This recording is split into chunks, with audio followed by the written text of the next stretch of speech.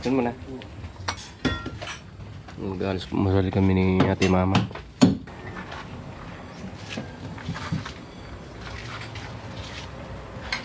Tapos na nga yung kalahating araw na naman ng pangwalong araw na trabaho dito sa bagong project na ginagawa sa harap ng bahay ni Gwen.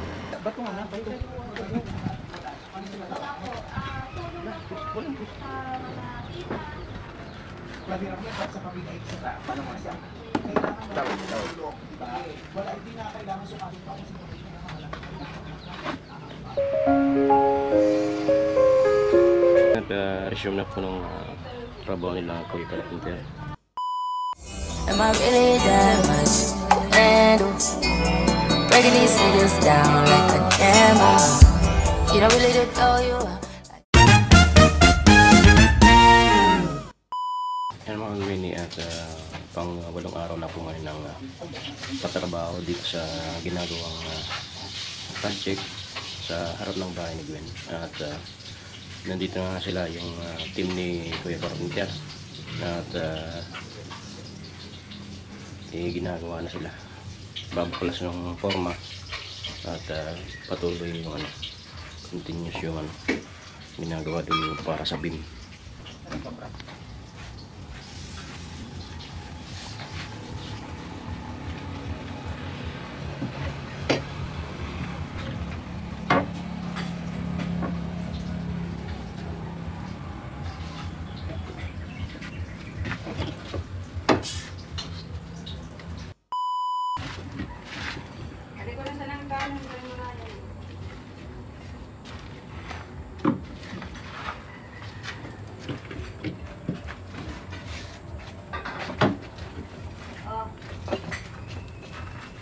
Yan mo na.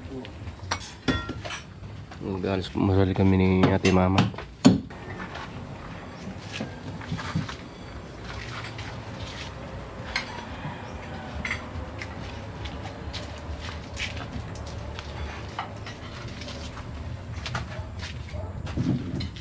Pinapantayan na ni tatay itong nalagyan ng bakal para sa beam.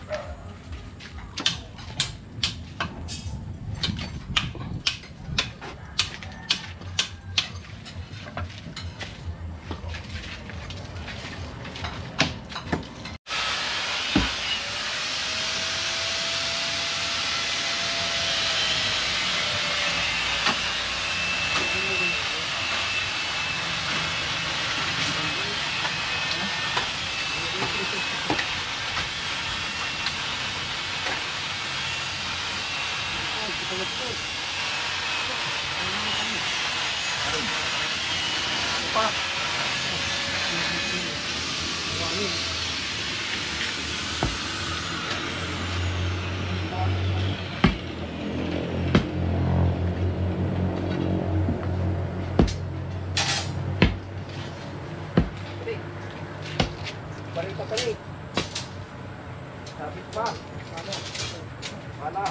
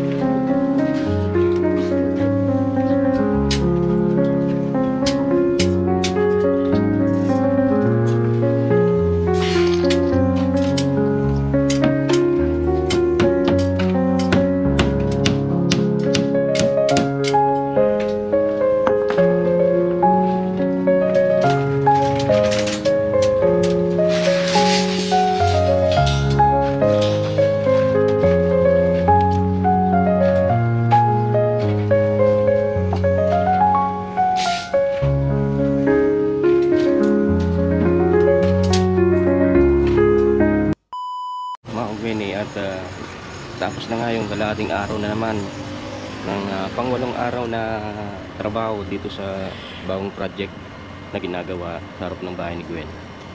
At umalis na po sila, Koy Carpenter, pati yung kasama yung team niya. At ito na yung nagawa nila. Yung beam, tie beam. Yan po. Gilid at sa gitna.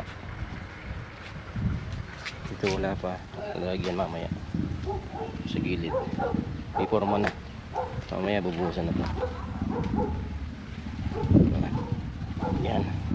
Yung mga may forma, bubuhusan na yun mamaya. Idap. Ayan. Doon sa kanto. Pero mamaya hanggang doon sa simula doon sa kanto hanggang dito lang sa isang kanto din. Baka kasama na yung basta may forma. Mabubuhusan yan mamaya. Ayan po. Yan po yung nagawa nilang kalahating araw.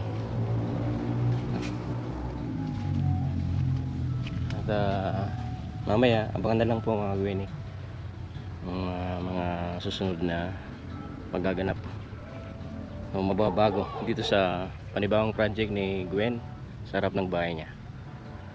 A few moments later. Mga Gwen, at resume na po ng trabaho nila Koy Carpenter ngayong hapon sa pang-8 araw na trabaho dito sa bagong project ni Gwen sa harap ng bahay niya.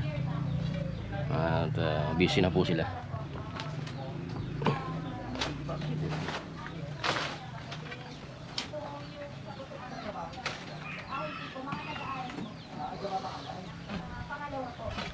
Punta na pre.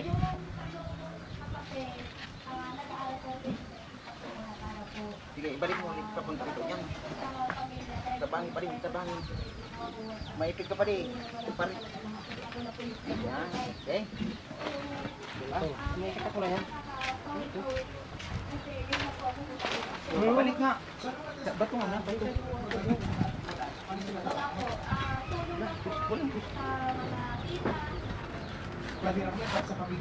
Paano mo siya? Wala, hindi na kailangan sumalit pa.